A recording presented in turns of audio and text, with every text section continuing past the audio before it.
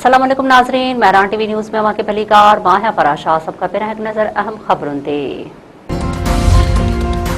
Pakistan Iran America ॻाल्हियुनि जे ॿिए मरहले जी आच करे छॾी। धुरुनि खे जंगबंदीअ जो मुदो ख़त्म थियण खां अॻु ॿीहर इस्लामाबाद में ॻाल्हियुनि जी तजवीज़। अमरीका ख़ाबिरू इदारे पाकिस्तान जे ॿिनि आला अमलदारनि जे हवाले सां रिपोर्ट में चयो आहे त अमेरिका ऐं ईरान विच में ॻाल्हियुनि जो ॿियो मरहलो ख़मीस जे ॾींहुं थी सघे थो। अमरीकी टीवी मूजिबि अमेरिका ऐं ईरान विच में ॻाल्हियूं अञा बि जारी आहिनि। अमरीका जे नायब सदर जेडी वैंस चयो आहे त ईरान सां ॻाल्हियुनि में काफ़ी अॻभराई थी आहे।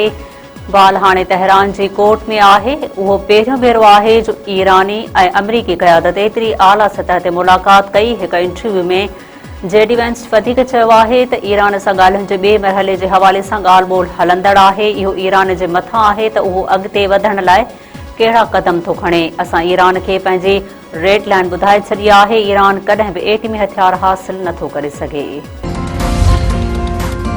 ईरान जे सदर मसूद पेज़ेश्कियान चयो आहे त यूरोपी यूनियन अमेरिका सां तकरार जे ख़ात्मे लाइ किरदार अदा करे। ईरान बैन अल-अक़वामी कानून जे दायरे में रही ॻाल्हियूं जारी रखण जो ख़्वाहिशमंद आहे। फ्रांसीसी सदर एमानुएल मैक्रोन सां टेलीफोन ते ॻाल्हि ॿोल कंदे अमरीकी सदर वधीक चयो आहे त यूरोप अमेरिका खे आलमी उसूलनि जी पासदारीअ लाइ पाबंद करे फ़ौजी क़दमनि ते ॿधल हिकमत अमली मसइले जे हल बदिरां छिकताण में इज़ाफ़ो कंदी।